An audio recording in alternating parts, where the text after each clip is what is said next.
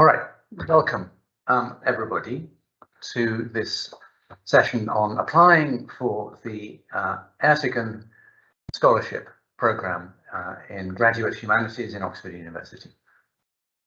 I'm the current director, Gervase of the programme, and I'm joined for this session by Maria Kouroumali, the programme administrator, to whom I'll hand over in just a moment to talk in a bit more detail about the process of application, by Nick Mastrodi, who's in the university admissions office and who kindly will be on hand to answer questions that might relate to the larger process of applying to Oxford University if participants have questions in the course of this session, and by three recent and current holders of Ertegun scholarships who have kindly joined us to talk a little bit about their experience of the application process and also to join in responding to questions that may come in from those of you who are listening in up to 30 different countries. Thank you all for being here. I'll just say two words about the programme in general first, before we turn to talking in a bit more detail about the application.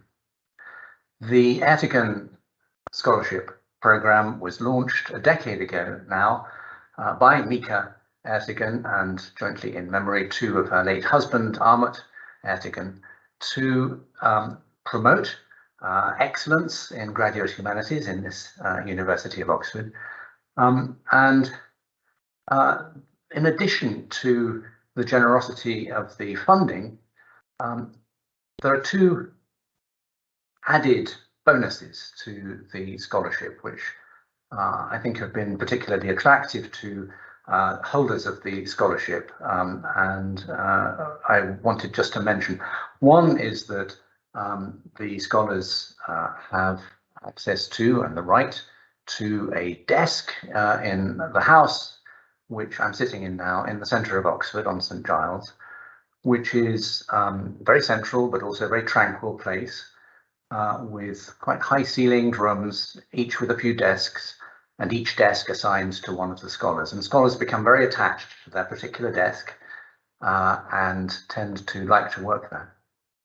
The other bonus of the scholarship is related to the first, and that's that in sharing this space, these particular study spaces and the house at large with its kitchen, its seminar space, its garden, the scholars rub shoulders with one another. They begin to talk and make friends and to share ideas with one another across the disciplinary boundaries of their different respective fields, so that the person working in marine archaeology is talking across to the person working in contemporary music, and the philosopher is learning about and exchanging ideas with the historian of language, and so on and so forth. And this is a very real experience for all of us in the house on a daily basis. And these are the particular outstanding features of the Ertegun Scholarship, which is awarded to approximately 13 to 15 applicants to the university in the humanities each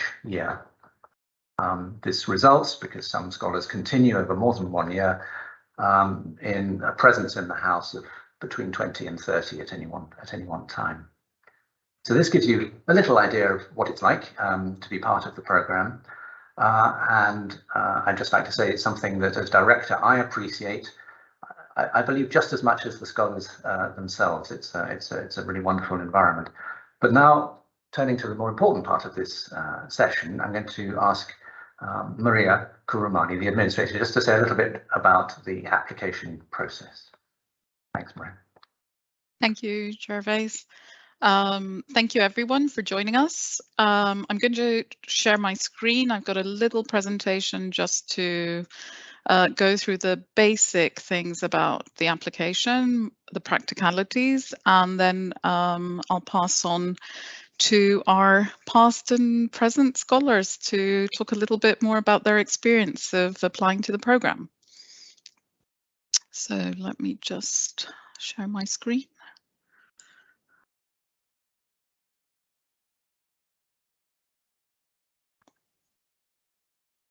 Oops.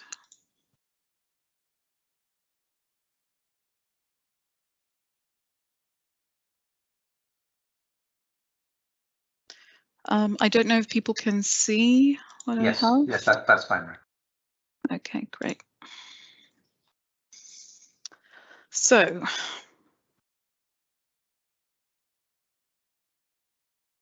me just, because I've never actually used PowerPoint within a webinar yet.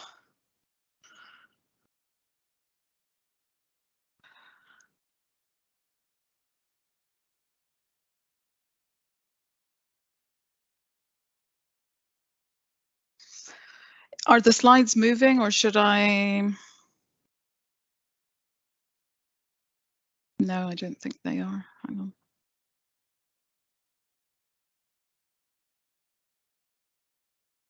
Bottom left of your screen, it says 1 of 6. There's an arrow. Yeah. You're right. Okay, great. So eligibility. So most of the questions I receive from prospective applicants are about the eligibility. So I've summarized the information which is available on our website as well. But basically, all full-time postgraduate courses administered by the various faculties of the Humanities Division are eligible to apply for the Ertegun Scholarship. This also includes the DPhil in Contemporary Art, History and Theory of the Ruskin School. And then there's an additional small number of courses which are jointly administered by the faculties in the Humanities Division and the Social Sciences Division, such as Classical Archaeology, and then some of the Global Area Studies also jointly administer courses with the Faculty of Asian and Middle Eastern Studies faculty. So you can find the full list of eligible courses on the Ertegun website at the following link. And no other courses, no part-time courses, no courses from the Department of Continuing Education. And of course, even if your course does have research content or is related to humanities in any way, but is administered by the Social Sciences Division exclusively or any other division within the university, it's not eligible to apply for an Ertegun scholarship. So it has to fulfill these criteria. Otherwise, there are no limitations in age, nationality, background. You can have had several degrees before. It's all irrelevant as long as you're applying for a new postgraduate eligible course at the University of Oxford. The application process. So this is very important because we often find that applicants forget to do one of the two. Number A, which is to tick the box on the graduate Oxford application that you're applying to the Ertegun Graduate Scholarship Programme, is not as important.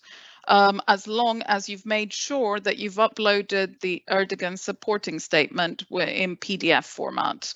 So along with other application documents, such as your research proposal, your CV, you should, if you're applying to the Ertegun Scholarship, you should make sure that you've downloaded a copy of our Ertegun supporting statement from our website.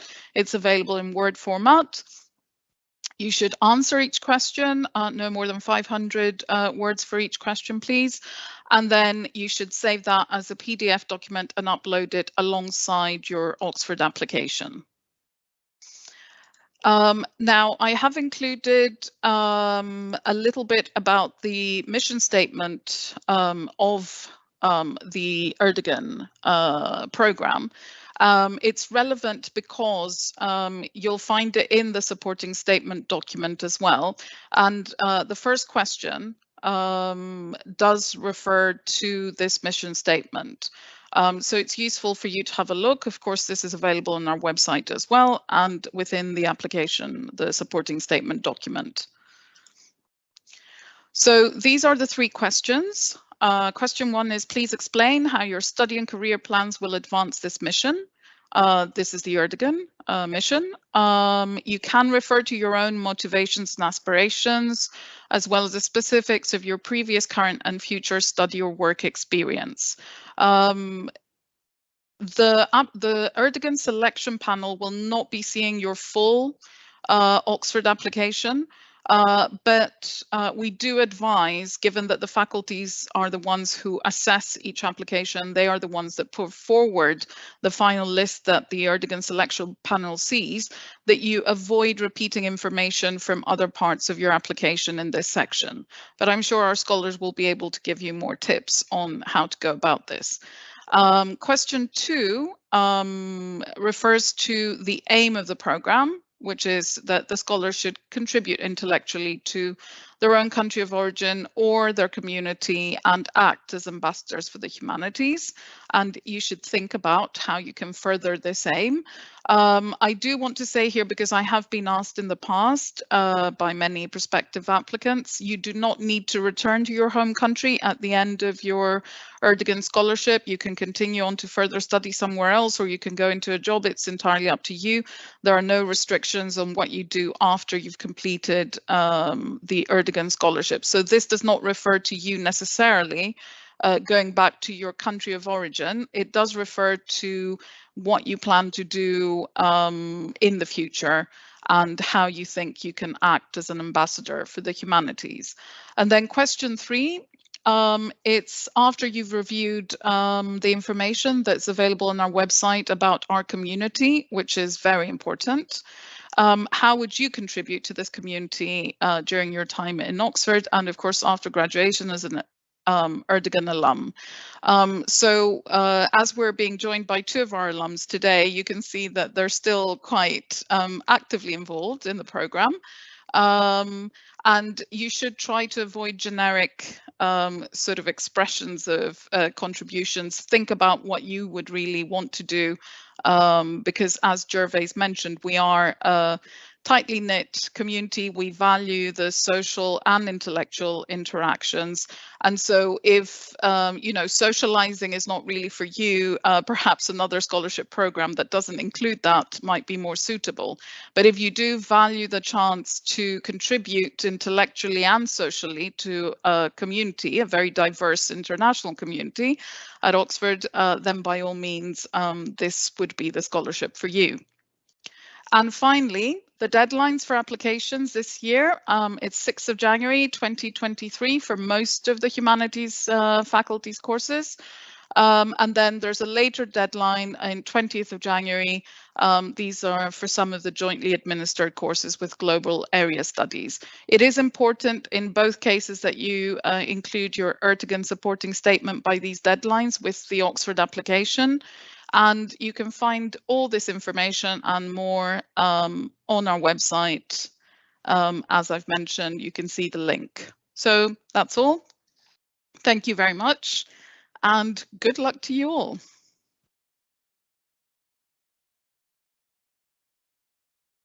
And I'll try and stop the sharing. Thanks very much, Maria. Terrific. And we're going to open this to our audience if they would like to submit questions in the chat, which you'll be able to pick up in due course. Yep. But we're now going to invite, aren't we, one or two of the former and current scholars to say a little bit about their own application process. We've got Kathleen on screen, so maybe yes, Kathleen. I think we should start with Kathleen. Hi, Kathleen. Lovely to see you again. You're muted. Oh, you. Yep. Hang on.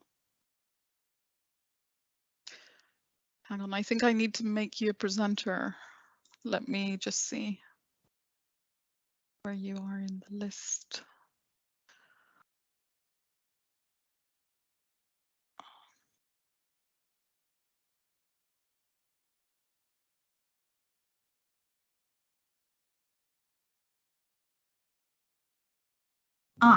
Yes. Yeah. Can you hear me now? Okay, yes, great. Absolutely. The unmute button was not working, but here I am. Thank you, Maria and Gervase, for that really helpful introduction. My name is Kathleen, and I did the Ertegun program the year before last, and I did an MST in Women's Gender and Sexuality Studies. And I think in my process of applying for the Ertegun, what I found really helpful to keep in mind was how my specific research interest could help benefit people who are not in that field. And I think with something like women's gender and sexuality studies, I think that's something that can be really broadly applied across fields in terms of methodology. And so I spoke a lot about how I could, help people who maybe have not had courses in women's studies before, like expand their practice as humanists, as scholars. And then I also spoke about my interest in crafts and potentially doing craft activities with other scholars. And a lot of my research is sort of practice-based. And so that act of teaching craft or considering craft is something that is important for my research, but also important for the social dimension. So I mentioned that.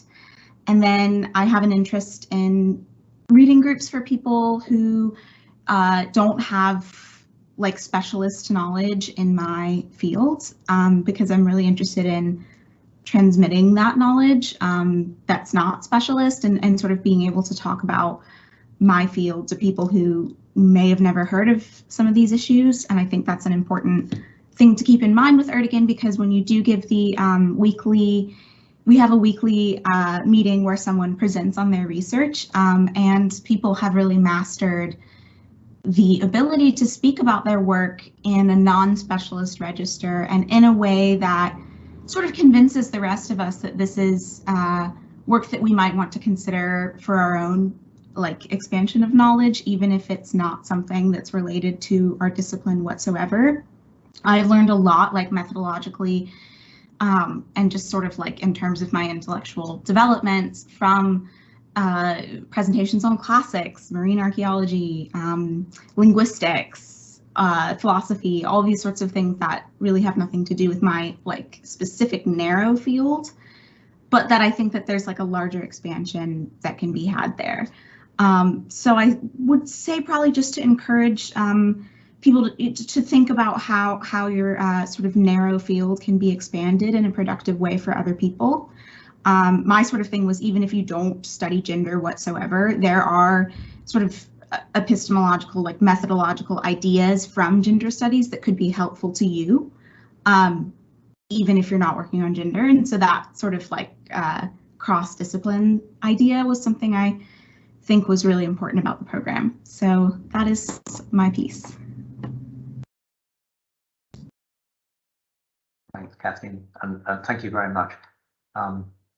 Yes, you mentioned something important there about the life of the program, which is indeed the weekly seminar, an invariable moment in the middle of the week when we gather over lunch to share ideas. And as Kathleen said, anticipating that at the time of applying, one can, of course, Kathleen, now you're looking back with the advantage of all sorts of greater maturity, hindsight, and so forth. I think at the time of applying, one is probably a little bit more diffident and a little bit less experienced, but still, any of you thinking of applying do have that possibility of positioning your particular interest in history or literature just in a larger kind of environment, and suggesting that apart from anything else, you yourself would benefit from the kind of exposure to others working in related fields that the Ertegun program offers, and then turn that around, as Kathleen's saying, and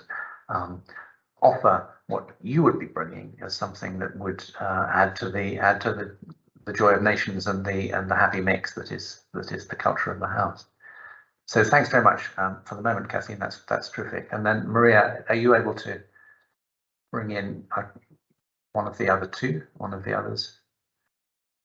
Yes, Carmen. let me just, Carmen is there, but let me also allow Stephan, because I think he's, yes, there he is. Yeah, so I think, Stephan, you can go ahead and talk next, and we'll end with Carmen. Sure, yeah, thank you very much, Maria. Sorry about the I hope people can see me now. So my name is Stephan Nitu. I joined the Ertegun program for a MPhil in Greek and Roman history. and that was 2018 to 2020.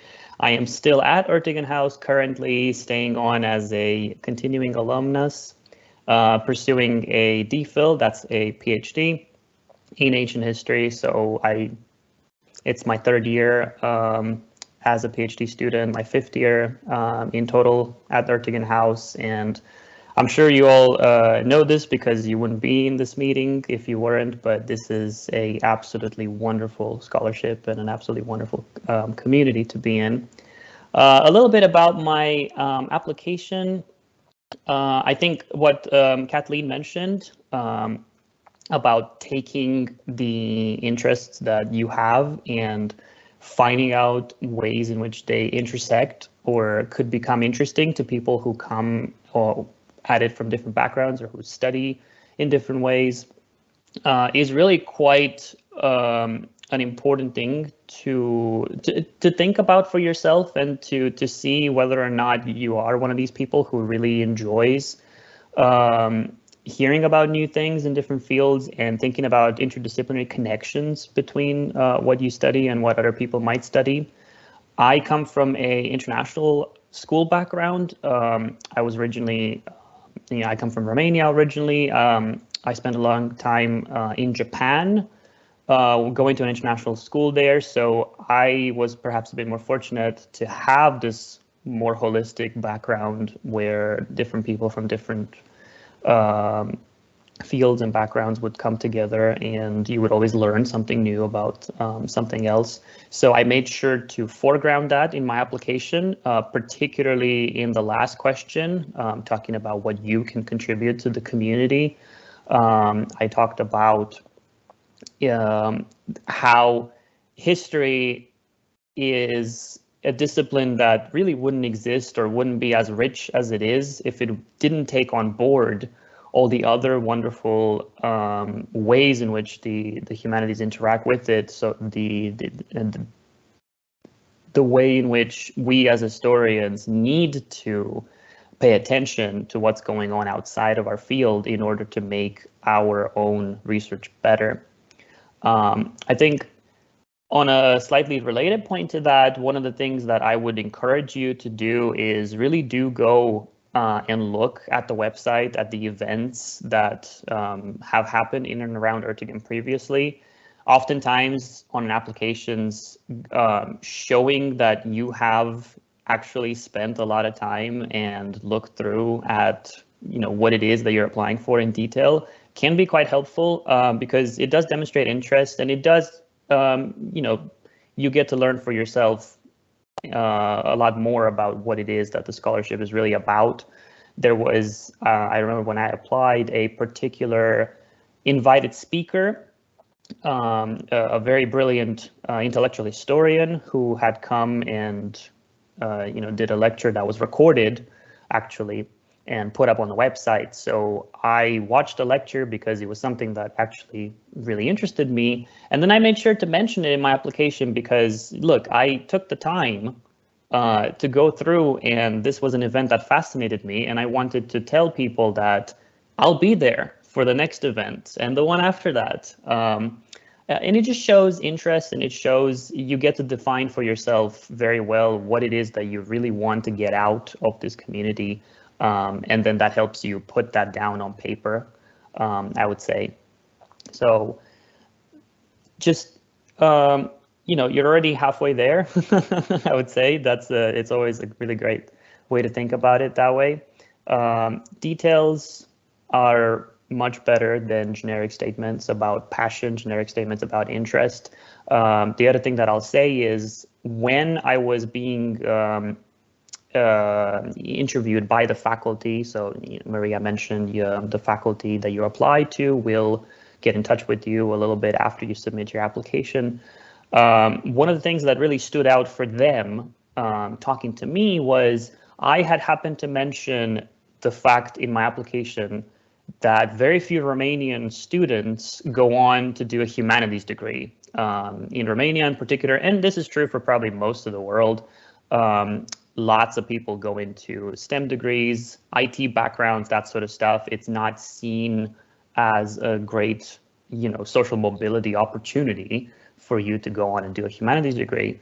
And I wanted to mention that because it was important. It was about giving back to my community. That's question 2. But I didn't really know how to say it because I wasn't sure whether it's just something that people always say, like, is it really true? So I just went, and for 5 minutes, I went on and I did a little bit of research, see if I could find a source to back up my claim. And I just listed that little source. I said, what is it?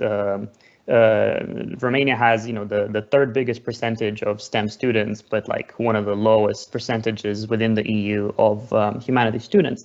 And my interviewer actually picked that up in the interview. He said, look, you actually took the time to look through the stats for that. That's actually, it just sort of stayed with them. And I just think the little demonstrations that you're really going for this, you really want the scholarship, you're really interested.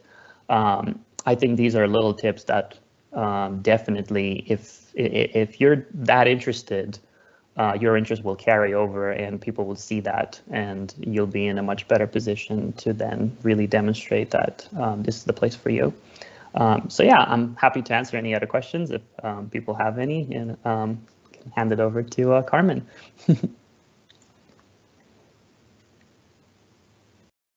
Hi everyone.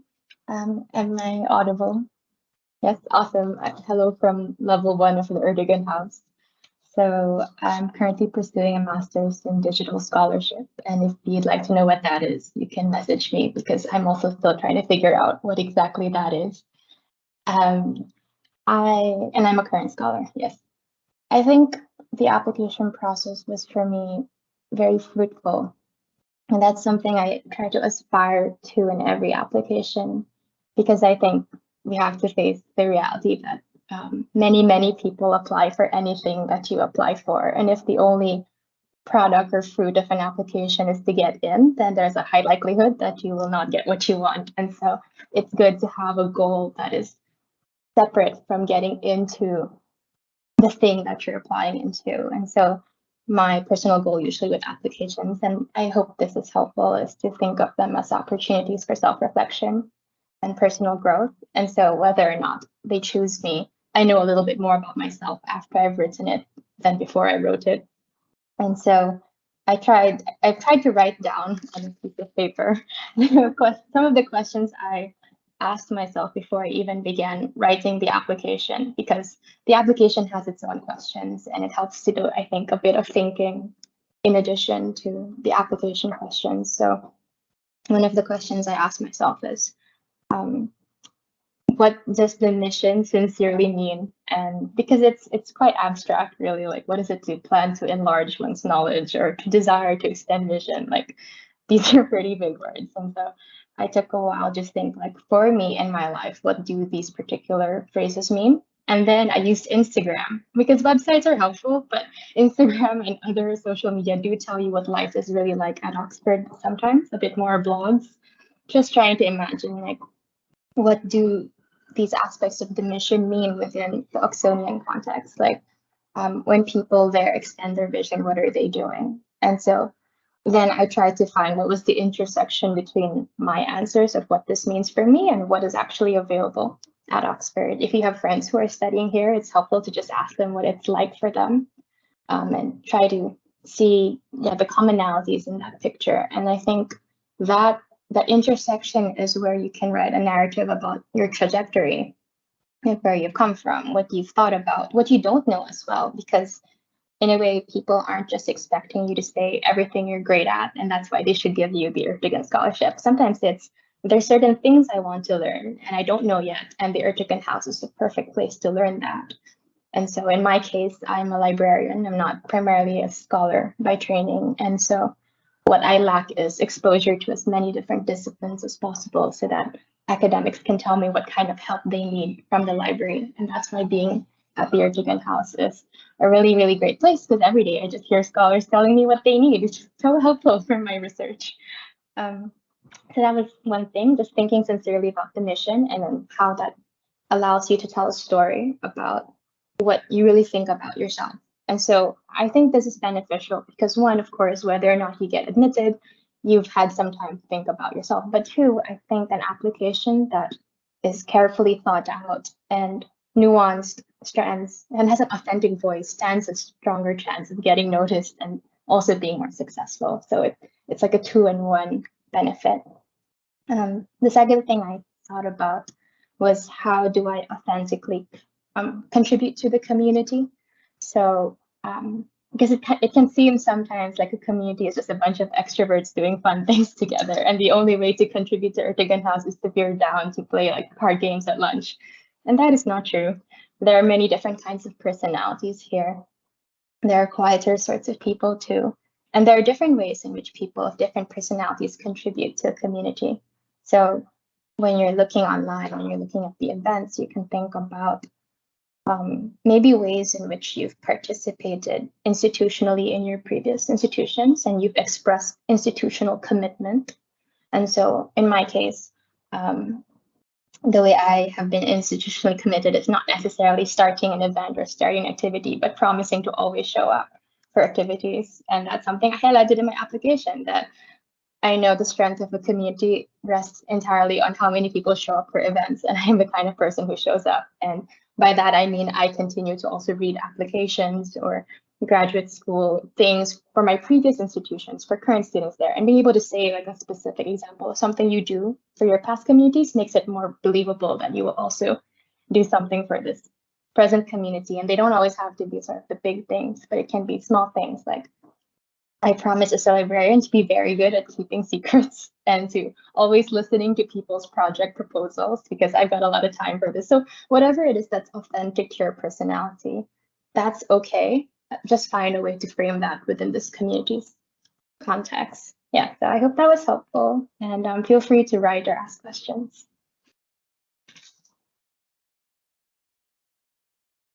That's been terrific to hear from all three of you, all three with distinctive, of course, experiences and perspectives, and every Ertegun scholar is different from every other one, but all complementary comments. And I think each of you have underlined the value of that vivid personal detail, which helps to make more concrete and distinctive your application. And it doesn't have to be, I mean, as Carmen was just saying, it doesn't have to be some major achievement, a prize that you've won. It can be some quite modest, ordinary thing that perhaps you don't often reflect consciously about yourself.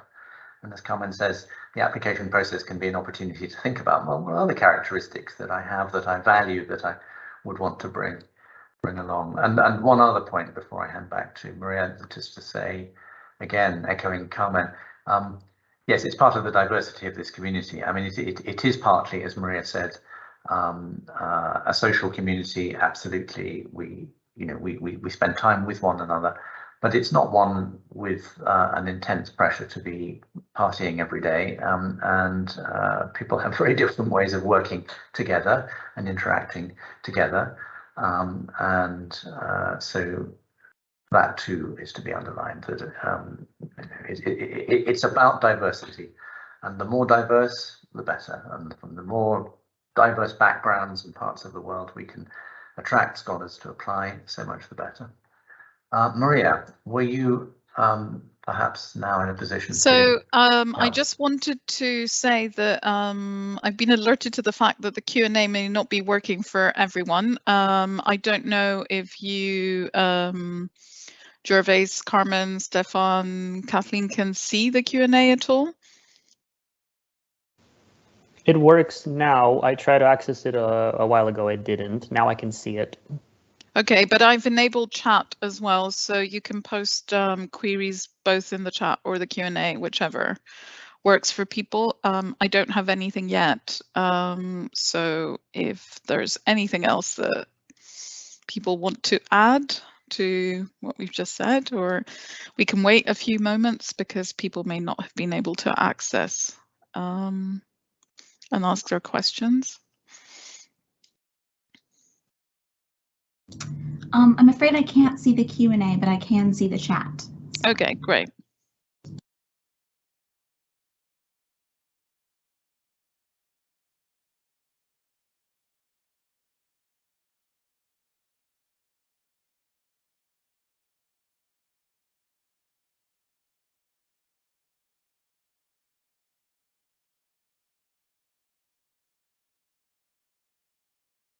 So there is a question that says, if our program application deadline is January 20th, we can apply to the scholarship until then. Yes, that is correct.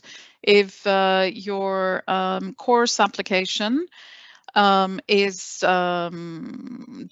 January 20th, yes, you will be considered for the Ertegun scholarship if you apply by that deadline.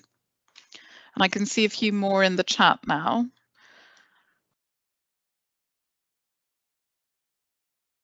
So the first one is about study of linguistics and whether it's possible to freeze the acceptance of scholarship if one gets accepted. Not really is the direct answer to that. You would have to accept the scholarship. Of course, if something inevitable happens to you just before you're about to take up the scholarship, then the board would consider deferring it for a year, but not in advance. You could not say in advance that, oh, I've been awarded this scholarship and I want to take it up for 2024. You would have to reapply and sort of not accept the scholarship. We would only allow deferral in very extreme sort of cases at the last minute. I think, sorry to interrupt yes. you, Maria, but could we just bring Nick in on that? I mean, that's a general truth, isn't it, Nick, that places can't be held over? Yes, that's true. So our deferral policy, as you said, is because also, as well as the permission of the scholarship committee, you need the permission of your academic department and of your college. And so they only tend to agree in very exceptional circumstances. So obviously, like we have had cases where people have had very unexpected things happen late in the process when they've confirmed their offer conditions, and those circumstances will always be considered. But we don't accept applications for future years. Thanks, Nick. Tara is asking, how many years does this scholarship take place? No, the scholarship is in its 10th year now.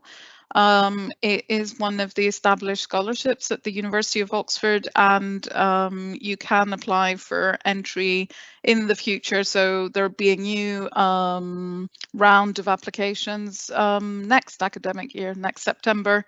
Will open for entry into 24-25. Obviously, each academic year, we open the scholarship applications at the same time as Oxford opens its graduate admissions, and close them when the deadlines for the humanities courses graduate applications are as well. So it's not just for this year. Clara is asking, if we are applying to multiple courses, are we able to apply to the Ertegun scholarship for each course? Yes, as long as they're eligible courses. It has happened in the past that people have submitted 2 or 3 different applications. You will need to submit a tailored Ertegun supporting statement in addition to your application, but yes, there's no limit on the number of times that you can apply for the scholarship. You can apply for 2 or 3 different courses. I can see a question about what score on IELTS is needed. I think that's a question for Nick. It's mostly the universities. We don't deal with the IELTS score. So we have in place for graduate courses, there's both a standard and a higher score requirement, and these are scores in IELTS, TOEFL, and the other English language proficiency scores that we accept. For all taught courses, and I imagine for every course in the humanities generally, because of the additional need to communicate academically in English, they'll be using the higher requirement, but it will say on the course page that you're applying to whether it's standard or higher. And if it is higher for your course, then that's going to be a minimum overall score of 7.5, and no less than 7.0 in any component. Great, thank you, Nick. I do see a very detailed question about, so Graziella says, I lack a 0.5 score on one of the English requirements, score per component. Do you think the university will consider my application despite that? Or is Oxford University very particular with English requirements? She's considering taking world literatures in English, I'm assuming. I don't know, Nick, if you have any experience with that. I guess it might depend on the faculty itself. Sure. I mean, obviously, as a rule, they are minimum English requirements, because obviously you do need a very high level of English language proficiency at Oxford. That said, you can apply without English language scores, so you don't actually have to have them at the point of application. So in principle, you don't need to have those at the point you apply, but they would be a condition of any offer made to you that you would supply those to your faculty before you could enroll in the course. So for that reason, we'd always advise that you need to be very confident that you can achieve those scores before you apply. So for that reason, if unless you've got good reason to think that you would get higher scores, if you were to retake the test, I would really seriously consider your application to Oxford. Thanks. I do have a few through the Q&A. So there's a question about whether there's an interview after the statement submission. So you would only receive an interview for the Ertegun scholarship if the faculty has long listed you for the Ertegun scholarship. So as I mentioned before, the selection process is that people apply to the university alongside their graduate application. You submit your Ertegun supporting statement and say you want to be considered for the Ertegun scholarship, and then your application, like every other application to the university, goes to the relevant faculty or department. It is these faculties and departments that decide which candidates to put forward for the Ertegun scholarship. Once that has been decided, these applications are sent to us to be seen by the Ertegun selection panel. And it is the faculties themselves who have decided, you know, who they're going to put forward that will then arrange an interview with these few people. So not everyone who submits an Ertegun supporting statement and applies to the scholarship will get an interview. There's another question I have as well. Is it possible to extend the scholarship after pursuing an MST on it and getting admission for a DPhil? I'm afraid not. The Ertegun scholarship is only applicable to the course that you applied to originally. So let's say you apply for a 2-year MPhil and you get the scholarship, it will be for those 2 years. Even if you decide to continue in Oxford for a DPhil, you will not be able to reapply to the Ertegun scholarship. It will have to be something else. Of course, if you're originally accepted for a DPhil, it will cover the 3 years of your course. Or if you are applying from Oxford and have already completed an MPhil, which is a 2-year master's, the scholarship will cover the next 2 years in line with the university's regulations. But no, you will not be able to extend the scholarship, you will not be able to extend it for a further year, and you will not be able to change course if you've been accepted for one particular course and then you come here and decide you want to do something else. You will not be able to get the scholarship for that. I think there are some more. Could I just chip in, Maria, just to say something about other scholarships? Many or all of you will have noticed that there are some other scholarships available. Part of the context, of course, of this conversation we're all having is that there's too little in the way of scholarships for good humanities students, alas. And we wish there were more Ertegun scholarships than the 13 or 15 that are awarded each year. But there are a few more scholarships open, depending on where you're applying from and your background, which you can also find under the Oxford University Admissions website and or the respective websites of the faculties or departments that you might be applying to.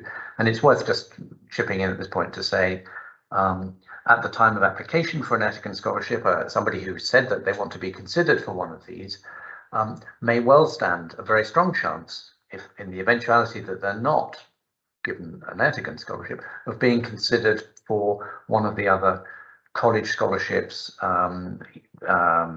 government-funded scholarships, or otherwise university-funded scholarships that are available for humanities graduate work. You know, there aren't a huge number of any of these, but there are some others. And this point also applies to the question that just arose a minute ago about continuation. So if you complete a master's course and then you apply and are accepted and you want to carry on doing doctoral work still in Oxford, it may be that although you couldn't apply at that point for an Ertegun scholarship, you would be eligible to apply, certainly, for one or two of these other alternative sources of funding. Great. Thank you, Gervase.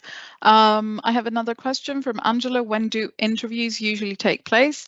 That does depend on the faculty, but they're usually during the last 10 days of February. We make the decisions in early March. So all the interviews would have to be completed by the time the Ertegun selection panel meets. So usually, in my experience, and I don't know if Gervase wants to add anything here, but it is usually the last 10 days of February, faculty dependent, of course.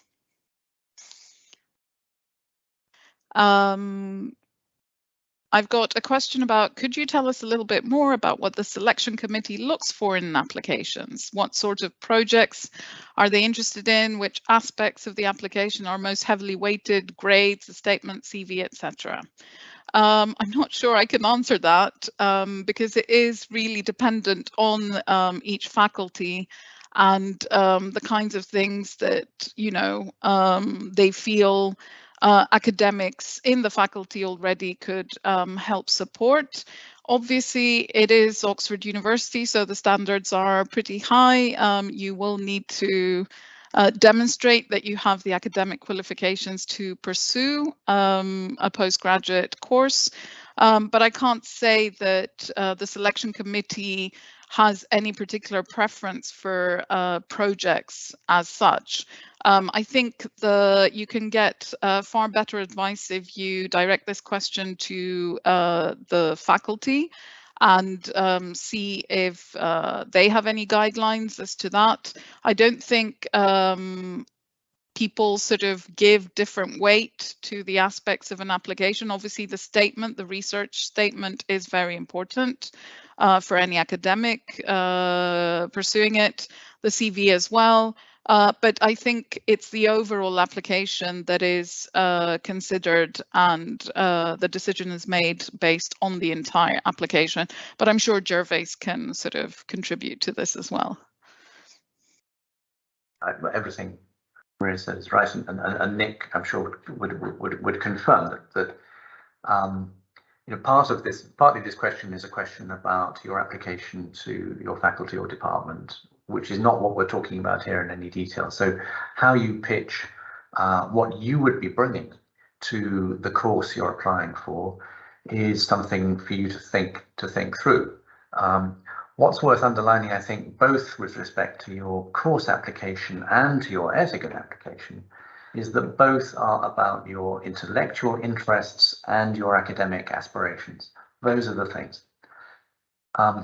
We're not in either case talking about your extracurricular interests and your, you know, so I think you've learned enough, and Stephan and Carmen are still here and could comment further on this. You've heard enough to gather that the Ertegun community is a very holistic community, and we all get to know each other in a very rounded kind of way, and we're not just buried in our books the whole time. But as far as your application goes, it needs to prioritize intellectual ambition and academic achievements and aspirations. These are the things to foreground. I think those are the general points I'd make in answer to that question. I don't know whether Stephan and Carmen, you feel I've sounded a little bit austere there, whether I've overemphasized the intellectual.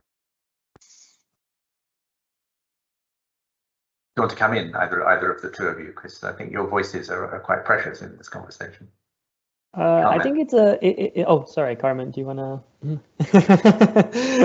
It's a good mix. I think definitely in the general application for Oxford, that's where you want to have your intellect and your achievements and everything like that.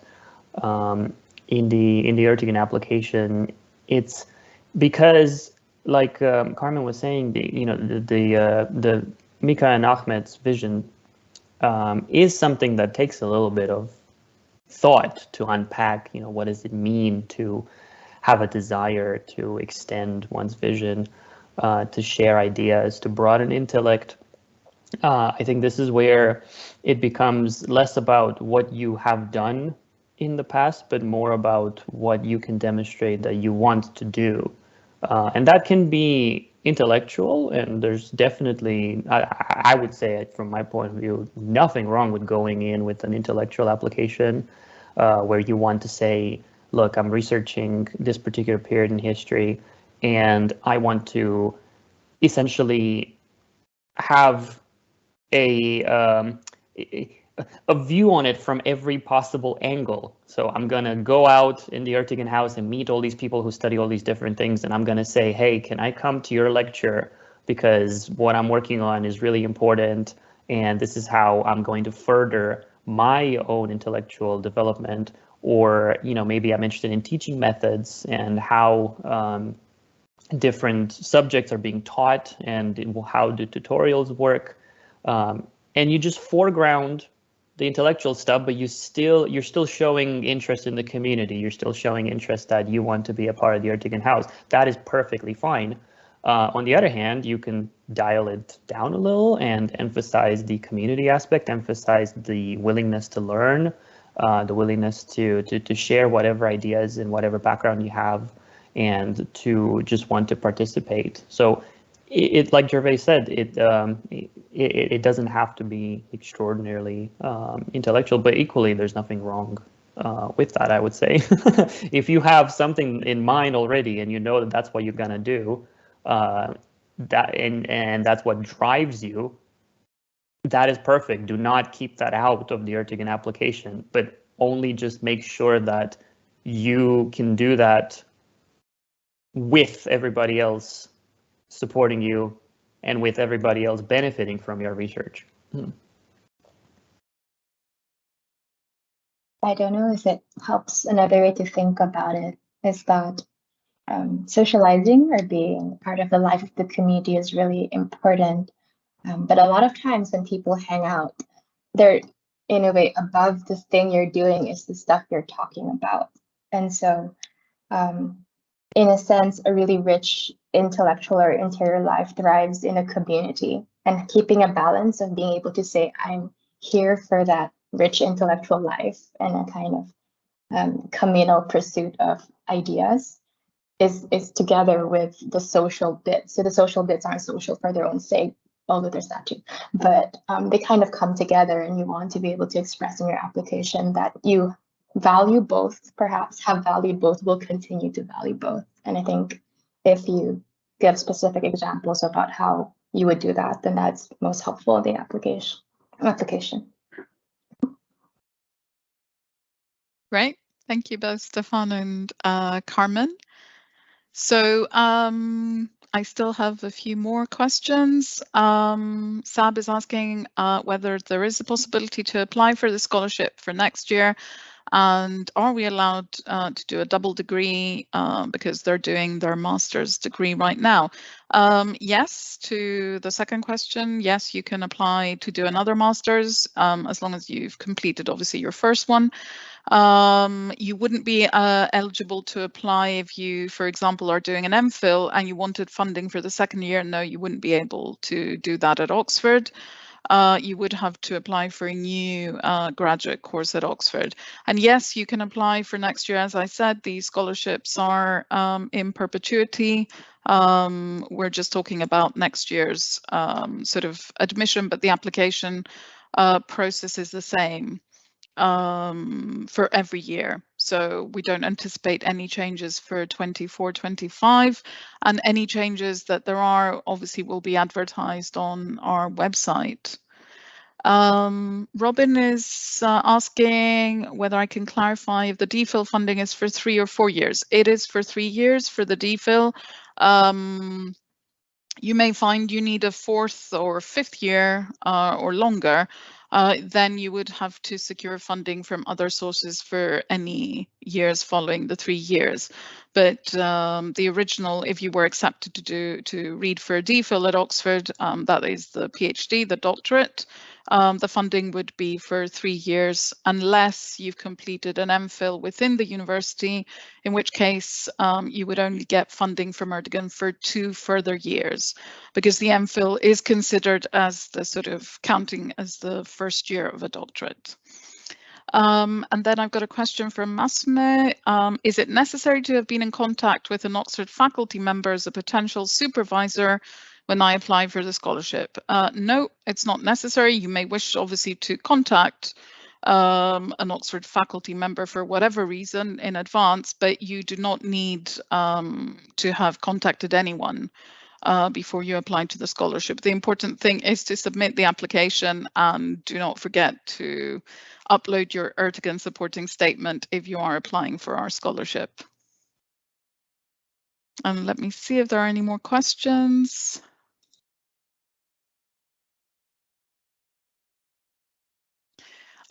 In case we have completed an MPhil at Oxford, but in a different field to the one we are applying for a DPhil, does the Ertegun scholarship cover us for 2 or 3 years? So if it's a completely irrelevant non-humanities MPhil, then you would obviously be applying to do a doctorate in the humanities from scratch, as it were. So it would be 3 years. But if it is an MPhil, you're just continuing in the same faculty, broadly speaking, even if the research project may be slightly different, then I think it would be 2 years. But Nick may have more insights into that. I think the progression between those two degrees really depends on the department, and structurally. So I don't think I could really give one single answer to that. But yeah, absolutely, what you said normally applies to other sources of funding as well. Yeah. So we are approaching the end of our session. If there's any last minute question, I'm happy to take that.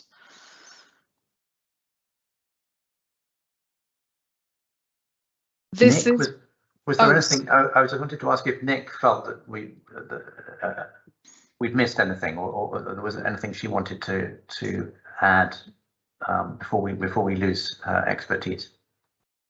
I think perhaps the only thing that hasn't come up yet that I might emphasise is on the deadlines. As you say, that many of the humanities courses have a deadline of January 20th.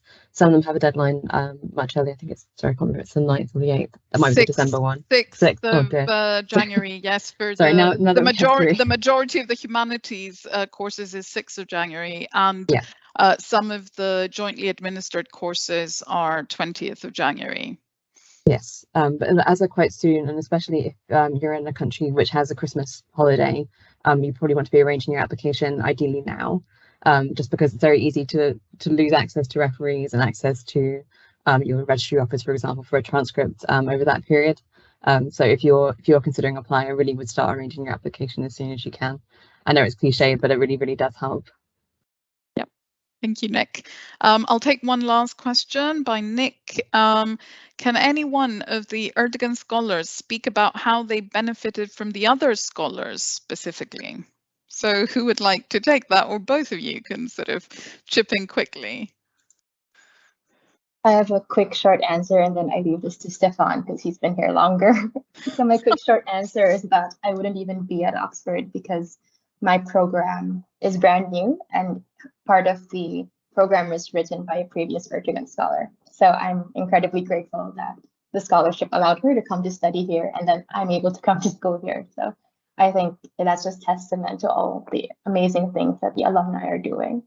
And now, Stephan. I'm not gonna take up another hour of everyone's time, so I'm gonna just restrict this answer to one point, and it's a point that relates to what Carmen said at the beginning about being able to talk to somebody else who isn't in your field and being able to make them understand what it is that you're working on and why it's important. Because one of the things that I found out as soon as I got here is, everyone thinks that they're really good in what they do, and that is true. However, you learn best by actually teaching. You learn best by actually telling somebody else what it is that you're working on. And that is when you manage to really grow, to really see the things that if you were in a community with, you know, for my field, just historians, if you were in a community with other historians, they might not be able to pick up on bits and pieces that are immediately obvious to someone who's outside from the discipline. You know, why are you approaching your project in a different way? Have you considered this? Because in my field, this is what we usually do when we try to problem solve. How about the comparative approach with another discipline? How about this author that I know that has written on things that, you know, you might find interesting?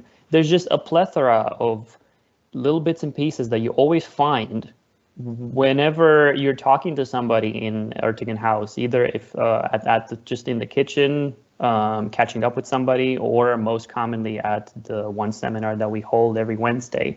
So all the other scholars are there to essentially bounce your ideas back and forth with them, to solidify your existing research, to bring in fresh perspectives on areas that you might have thought are easily explainable or easily defensible, and they turn out not to be, because you have very clever people who think in different ways, and to practice on. You know, you're going to have an opportunity to present your research, to essentially give a lecture, a talk, to grow as a academic in a very, very relaxed environment. And I think those are just a few of the many benefits that I'm able to describe for you, and that I'm grateful for. I think that's great, both Stephan and Carmen. Thank you. And thank you to everyone who joined us today from far and near. I'll let Gervase close the session.